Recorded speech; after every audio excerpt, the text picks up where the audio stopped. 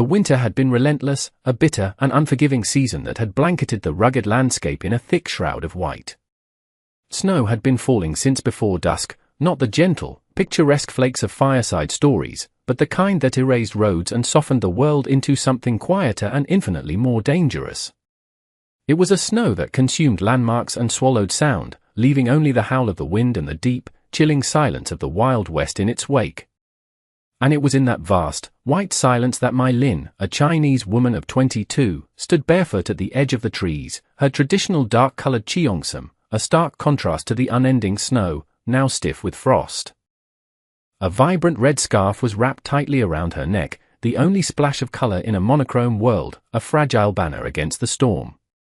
Her breath came out in fragile, fleeting clouds, each one a testament to the life that still flickered within her. She had been walking for what felt like an eternity, until the line between fear and cold blurred and became the same raw, gnawing ache in the pit of her stomach. The world had become a dizzying expanse of white, and the lights of a lone cabin, initially a beacon of hope, now blurred through the swirling storm like a promise she could not, trust. Hope was a dangerous currency in this land, one she had learned to spend sparingly. But survival was a more immediate need, a primal urge that drove her forward, step by agonizing step, through the deepening snow. When she finally reached the rough-hewn wooden door of the cabin, her hands were shaking so badly she could barely form a fist to knock. The wood was cold and unyielding beneath her frozen knuckles. She whispered words that felt smaller than her shame, a desperate plea swallowed by the wind. "May I sleep in your cabin, sir?" It's freezing outside. She did not know if Mercy lived behind that door, or something far colder, something that would mirror the biting frost that clung to her very bones. The door creaked open, revealing Ronan, a lone rancher of 30, tall and broad-shouldered, his frame filling the doorway. His coat was dusted with a fine layer of snow, evidence of his recent foray into the storm, and his eyes, the color of a winter sky, carried the tired watchfulness of a man who had learned to expect disappointment, and often cruelty, from the world.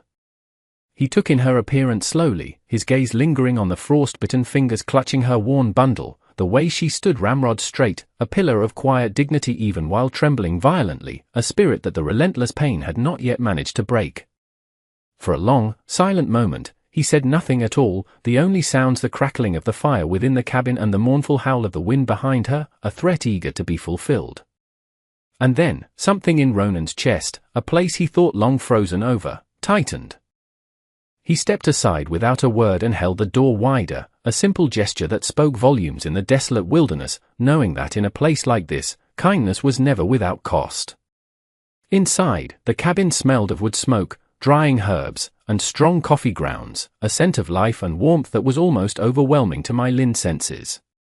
She stood just past the threshold, hesitant, as if afraid the very warmth might accuse her of something, of being a burden, of intruding. Her eyes, dark and expressive, were lowered, her shoulders braced for the refusal she still half expected, even after the heavy door had closed behind her, shutting out the storm. Ronan, a man of few words, set another thick log in the stone fireplace. The flames flared as if startled by the unexpected company, casting dancing shadows that played across the rustic room.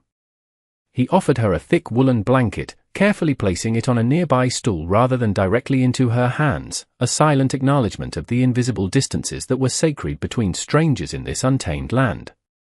She accepted it with a slight bow of her head and sat near the hearth, the rough wool a welcome comfort against her frozen skin. She began to thaw slowly, the feeling returning to her numb fingers and toes in a wave of painful pins and needles. In the flickering firelight, she was acutely aware that this safety was as fragile as a pane of ice, a temporary reprieve in a world that had shown her little kindness. As the snow thickened against the small window panes, piling in ever deeper drifts, both of them, the lone rancher and the freezing stranger, wondered how long this fragile peace, this unspoken truce against the storm, could possibly survive. By morning, the storm had not broken. If anything, it had intensified, sealing the cabin in a world of white. The town, a small, insular community a few miles away, had already noticed Ronan's unexpected guest. In places where gossip was a pastime and judgment a currency, word traveled faster than the most sure-footed of horses. By the time Ronan rode into town for supplies, his horse struggling through the deep snow, the sheriff's eyes were already sharp with a familiar, unwelcome suspicion. Sheriff Thompson, a man whose authority was as rigid as the winter ground, leaned against the weathered post outside the general store, his posture casual but his gaze anything but. He spoke softly, a tone that was always more menacing than a shout, telling Ronan in no uncertain terms that the Chinese woman did not belong, that trouble followed her kind like a shadow, and that the town would be a calmer, more orderly place without her presence. Ronan listened without arguing, his jaw set in a hard line, knowing that in a town like this, silence could be its own form of resistance, yet wondering, with a growing sense of unease, how long that silence would hold against the rising tide of prejudice. My Lin felt the town's cold even from the relative sanctuary of the cabin. It was a palpable thing, a chill that had nothing to do with the winter.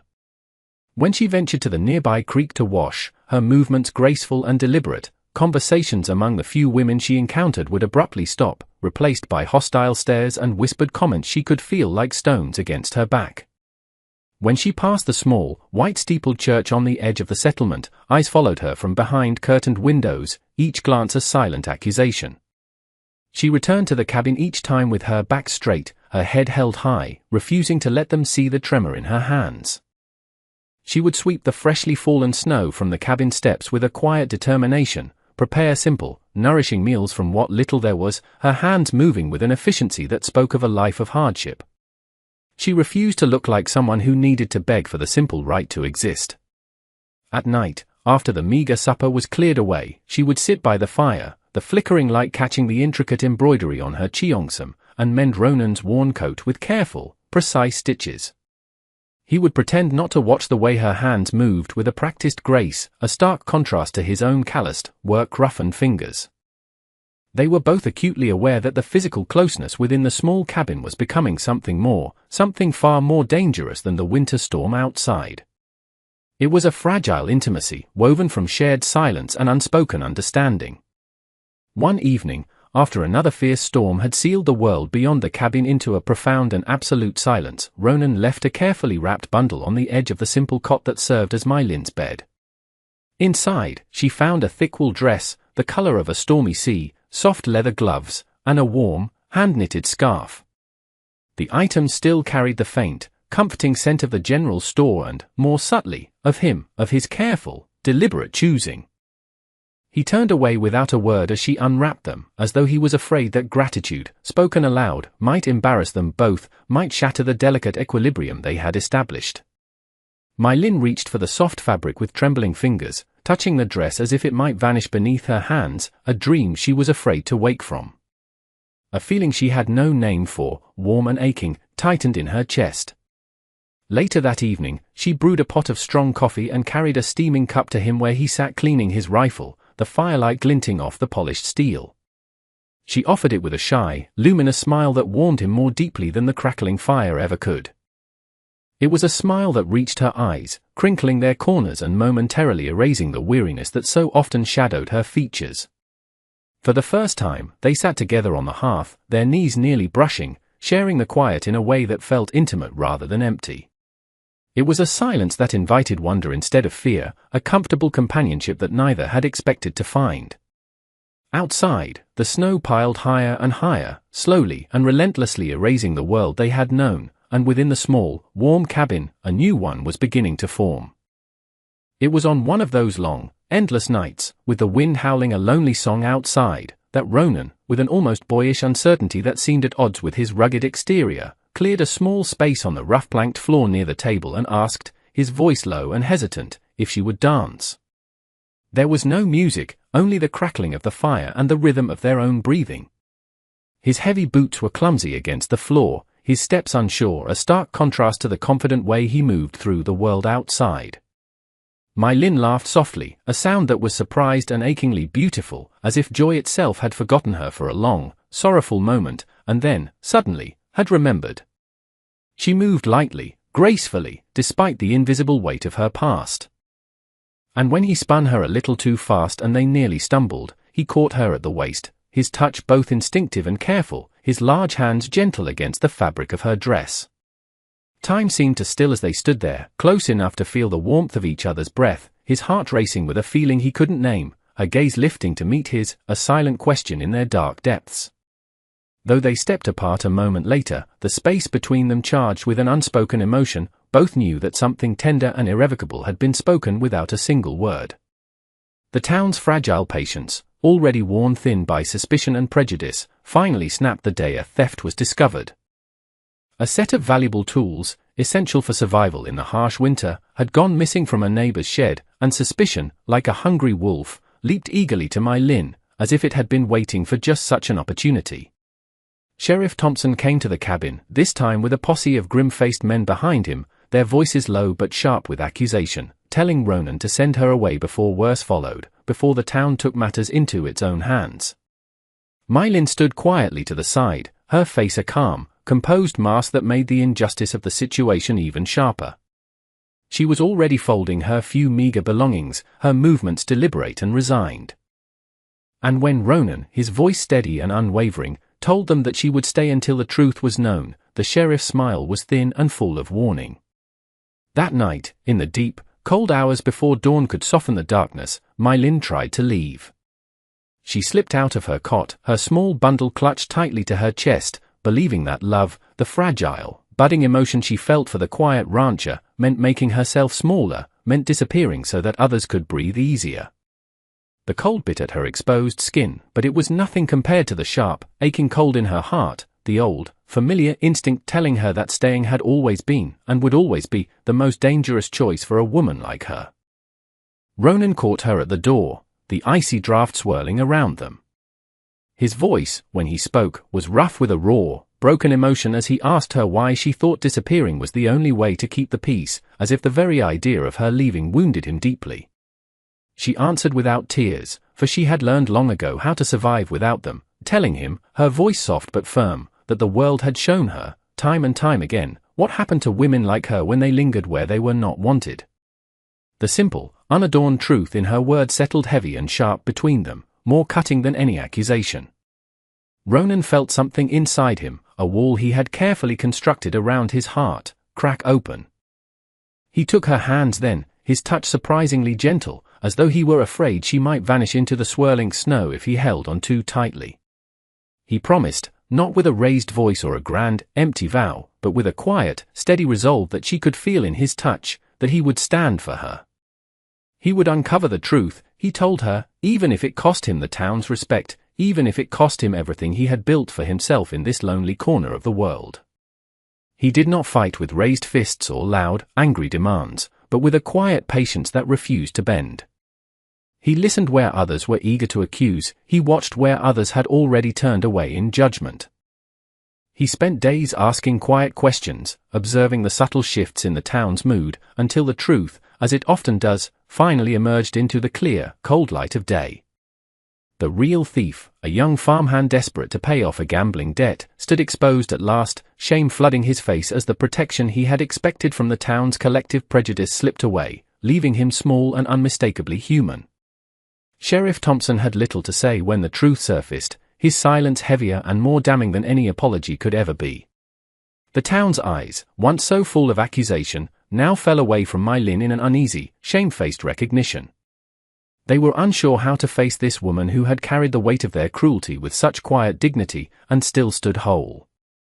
As My Lin and Ronan walked back to the cabin together through the gently falling snow, their steps slow and close, she felt something deep within her, a knot of fear and sorrow she had carried for so long, finally begin to loosen. It was not a feeling of triumph, nor the sharp, fleeting satisfaction of being proven right. It was something far more precious, the quiet, profound reclaiming of a dignity she had once believed the world had the power to steal from her. The snow brushed her shoulders gently, and for the first time, it did not feel like a burden, but like a soft, silent witness to her resilience. Love followed quietly, inevitably, after that. It slipped into their days the way fresh snow settles over a familiar landscape, soft and transformative, changing everything without ever asking to be noticed.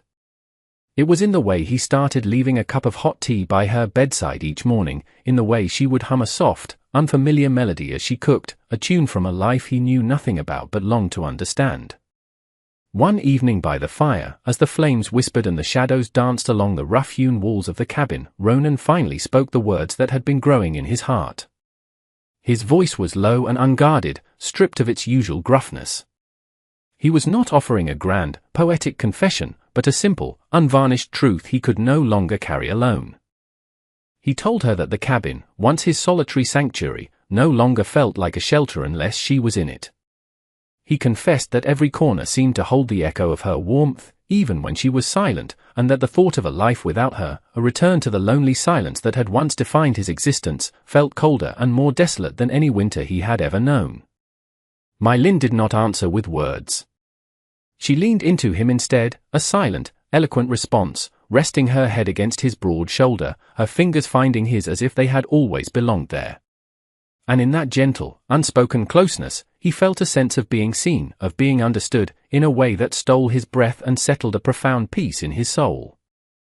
Outside, the storm finally began to ease, the wind quieting its mournful howl as the snow fell more softly, as though the world itself had paused to listen to a love that was finally brave enough to stay. Their wedding came in the heart of that same winter, a simple and quiet ceremony held beneath a pale, hushed sky, as fat, fluffy snowflakes drifted down like tender blessings meant only for them. My Lin wore the modest wool dress Ronan had bought for her, its dark blue fabric moving softly with the gentle wind. Her long, dark hair was braided with loving care, each intricate strand a quiet testament to the long and arduous road she had walked to stand there, whole and beloved. Ronan stood beside her, his usually steady hands trembling slightly as he removed his worn hat, his eyes never leaving her face, as though the vast, snow-covered world had narrowed to this single, fragile, perfect moment. They spoke their vows not with words of grandeur or flowery prose, but of simple, heartfelt devotion. They promised to be a shelter for each other when the storms of life returned, to choose one another, again and again, when the world turned cruel or cold. They vowed to walk forward hand in hand, even when the path ahead disappeared beneath the snow. When they kissed, it was slow and reverent, a kiss filled with the unspoken knowledge of all they had endured together, and all they still promised to protect. It was the kind of kiss shared only by two souls who had already survived the worst and knew, with an unshakable certainty, that they always would. Married life unfolded not in grand gestures, but in 1,000 small, radiant moments that felt almost sacred in their simplicity. There were quiet mornings where they shared coffee from the same warm cup, their hands brushing, as the pale winter light slipped through the frosted window pines. Ronan would often reach out and touch her fingers with his own, as if to reassure himself that she was real, that the day would not steal her away. The evenings found them cooking side by side in the small, warm kitchen, her laughter, soft and bright, ringing through the cabin when a dusting of flour landed on his coat. He would pull her close then, burying his face in her hair, just to breathe her in, as though joy itself was a fleeting thing that might fade if he did not hold it tight. They danced by the fire often, no longer clumsy and hesitant, but slow and unhurried, his forehead resting against hers, every step less like a practice and more like a silent promise that this warmth, this love, was real and freely chosen. On nights when the cold deepened and the world outside was frozen and still, they would wrap themselves in a shared blanket and sit on the porch together, watching the snow drift down in an endless, peaceful silence. My Lin's head would rest on his shoulder while Ronan traced gentle, lazy circles on her palm, neither of them needing words to say what they both knew: they were safe, they were home. Sometimes, in a soft whisper that was almost carried away by the wind, she would tell him how she had never imagined a life could be this gentle, this kind. And he would answer not with words, but by kissing her hair, filled with a gratitude so profound it felt almost painful. The town watched them from a distance, their initial hostility slowly giving way to a grudging respect, and then to a quiet, uncertain transformation. It was as if they were learning, through the simple, undeniable evidence of Ronan and My Lin's life together, that love, when tended with patience and grace, had the power to soften even the hardest of winters, and the most hardened of hearts. Years later, when the snow still fell without asking for permission, and the warm, steady light of the cabin still burned like a beacon against the darkness, their story was remembered in the town. It was not a story of gunfire or glory, of heroes or villains, but for the simple, profound act of a single door being opened on a freezing night, and a choice made with a trembling hand, yet a fearless heart. It lived on in the quiet, everyday things, the way that light in the cabin window never went out, no matter how harsh the winter storm, the way two shadows could always be seen moving together behind the frosted glass, the way that laughter, clear and true, would sometimes drift out into the snow like a blessing. And if you listen closely on a cold winter's night, truly listen, you can still hear their story in the wind as it moves through the tall pines. It whispers that love, true love, rarely arrives loudly or demands to be believed. It comes softly, a stranger in a storm, asking only for shelter. And when you dare to let it stay, it has the power to warm a life, and sometimes, if you are very lucky, a whole world, forever.